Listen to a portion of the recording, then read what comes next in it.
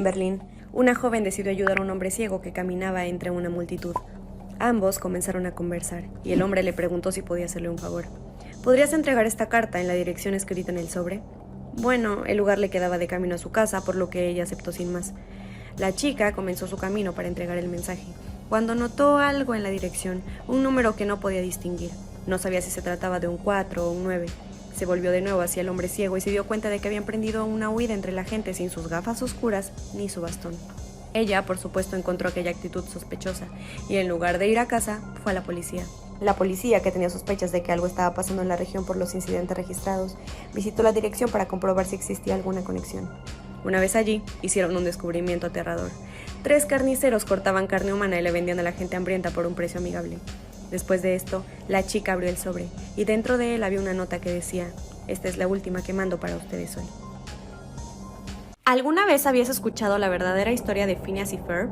A finales del siglo XX vivía junto a su familia una niña llamada Candace Flynn. Cuando Candace era apenas una niña, sus padres se divorciaron quedando al cuidado de su madre, la cual jamás le prestó la suficiente atención.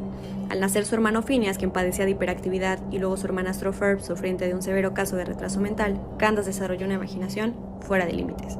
Todos los días, Candace le contaba a su madre las increíbles hazañas que sus hermanos habían realizado en su ausencia. Ya aburrida de esta situación, la madre acudió a un especialista quien le diagnosticó a Candace una esquizofrenia severa. Candace, cansada de que nadie creyera sus historias, decidió escribir un diario en el que plasmó cada una de las aventuras de Phineas y Ferb explicadas con lujo de detalles. Para el año 2005, Candace Flynn es encontrada muerta en su habitación junto con una nota de suicidio escrita en la última página de su diario. Para finales de este año, la perturbada madre de Candace ofrece las historias de su hija a Disney Channel, y un 17 de agosto de 2007 se estrena a nivel mundial una distorsionada y mejorada versión del mundo de Candace llamada Phineas y Ferb.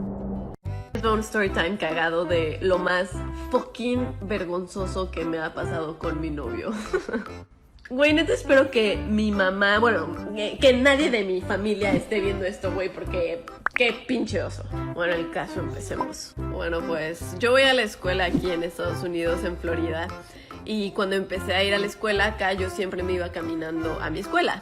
Pero pues con el calor de Florida, pues güey, o sea, pues sudas un chingo. El punto es que ya pues llegué a la escuela, hice todo lo que tenía que hacer y mi novio y yo decidimos que nos íbamos para su casa para terminar unas cosas. Entonces, pues ahí estábamos, no sé qué, y o sea, las mujeres me van a entender esto. De la nada, güey, como que a mi brasier se le zafó la varilla o no sé qué pasó. De esas veces que el pinche brasier te empieza a lastimar un buen y me lo tuve que quitar, güey, porque, o sea, pero no piensen mal, o sea, les voy a hacer una parte 2. Parte 2 de lo más vergonzoso que me ha pasado con mi novio. Bueno, pues ajá, el brasier me estaba lastimando un montón y tipo, o sea, me lo quité porque, güey, o sea, yo sé que se puede ver mal que estaba en casa de mi novio y me quité el brasier, pero, güey, me estaba lastimando y antes cómoda que una dama, güey. ¿Qué? La cosa es que en la pendeja, güey, cuando ya me fui para mi casa, se me olvidó mi brasier en casa de mi novio. Y lo cagado de todo esto es que ya cuando me volvió a ver, me regresó mi bra... Aquí va lo vergonzoso. Y me dijo de que, güey, tienes que poner a lavar esa mierda. Y yo de que, güey, ¿qué? Y el güey de que huele horrible. Entonces yo me imagino el cabrón así que vio el brasier y fue como... dejó su brasier, lo voy a oler. Y fue como... qué oso, güey. Laven su ropa, güey. ¿Cómo me enteré que mi papá tenía una doble vida con la empleada de mi casa? Este suceso ocurrió hace unos meses y cambió mi vida por completo. Para entrar un poquito en contexto, mis papás están casados desde hace más de 20 años. Han vivido toda la vida juntos y con nosotros. En mi casa somos mi hermano mayor, mi hermana y yo. Pero desde que estamos muy pequeños, mi mamá contrató a una señora para hacer la limpieza del hogar. Ella se llamaba María y nos acompañaba desde hace más de 15 años. Ella pasaba la mayor parte del tiempo en nuestra casa, aunque sí se iba a visitar a su familia los fines de semana. Nosotros le teníamos mucho cariño y aprecio y la veíamos como una segunda mamá porque prácticamente nos había criado. Mi mamá también la trataba como una amiga porque confiaba muchísimo en ella y jamás imaginamos lo que había detrás y cuáles eran sus verdaderas intenciones. Todo esto comenzó cuando mi mamá comenzó a sospechar de que mi papá le era infiel, pues resulta que comenzó a llegar un poco más tarde del trabajo y un día mi mamá encontró labial y perfume de mujer en una de sus camisas, por lo que decidió buscar a alguien para que lo siguiera. Pero como ella no tenía ni idea Mi mamá decide contratar a alguien para que siguiera a mi papá. Pero ni bien contrató a esta persona, mi papá cambió su actitud totalmente. Dejó de llegar tarde a la casa, dejó de salir los fines de semana, ya no se quedaba hasta tarde en el trabajo, como si alguien le hubiese avisado. Pero mi mamá decidió creer que quizás no le era infiel y era toda una confusión, así que dejó de contratar a este señor. Días después mi mamá se percató de que todas las madrugadas mi papá se quedaba trabajando en el estudio. Ya eran como 2 semanas seguidas que mi papá se iba a acostar a altas horas de la madrugada, así que uno de esos días ella decide bajar y escuchar desde las escaleras para ver si estaba hablando con alguien por teléfono y si podía escuchar su conversación. Pero, oh vaya sorpresa, no estaba hablando con nadie por teléfono, sino en persona. Porque la persona que estaba en el estudio era María, nuestra trabajadora. Mi mamá no pudo escuchar bien la conversación porque estaba desde el segundo piso, pero sí se le hizo muy raro de que mi papá y María fueran tan amigos. Así que mi mamá llegó a la conclusión de que María, la empleada, y mi papá eran muy amigos, y que quizás por eso María le había advertido de las sospechas de infidelidad y que le había puesto a alguien para que lo siguiera. Así que mi mamá decidió volver a contratar a ese señor para que siguiera a mi papá, pero esta vez ya no le dijo nada a María. Las sospechas de mi mamá se confirmaron cuando el señor le dijo que todos los fines de semana mi papá iba a la misma casa. Siempre iba desde temprano y siempre regresaba a la misma hora en la noche.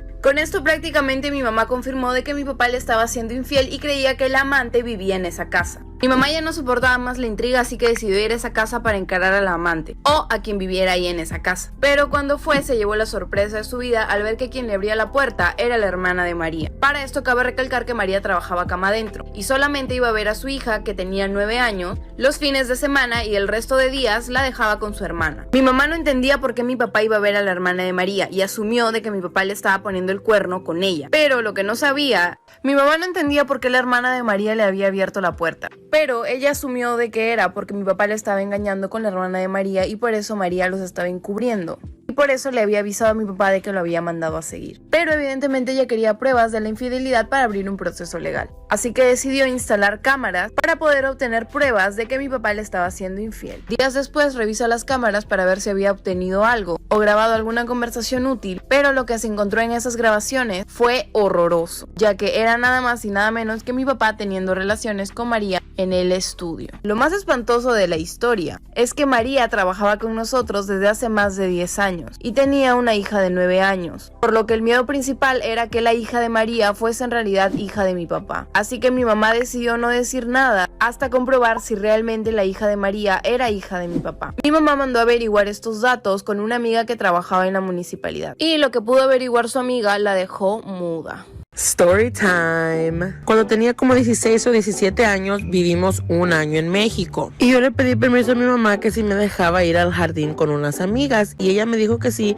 con la condición de que llegara antes de las 11 de la noche. Después se hizo la hora de irme a casa y un muchacho que me pretendía ofreció caminarme hasta mi casa. Y a medio camino nos desviamos y nos fuimos a sentar en una piedra debajo de un árbol a platicar. Estábamos platicando, él me estaba declarando su amor y no sé qué tanto rollo. Y cuando menos me doy cuenta ya eran las 2 de la mañana. Y el polvo. No, hombre, valiendo madre. Dije, a mi madre me da una buena desgreñada. Y le dije, muchacho, me tengo que ir porque ya me van a matar. Y empezamos a caminar cuando a lo lejos escucho la troca de mi mamá que ahí venía. Era una Ford vieja que parecía sonaja, así que desde lejos se escuchaba. Y dije, mi mamá hoy sí me da una buena arrastrada por todo el pueblo. Y díganme por qué volteo a ver y el güey ya se había desaparecido del miedo que le tenía a mi mamá. Y por milagro de Dios no me chingó a mi madre.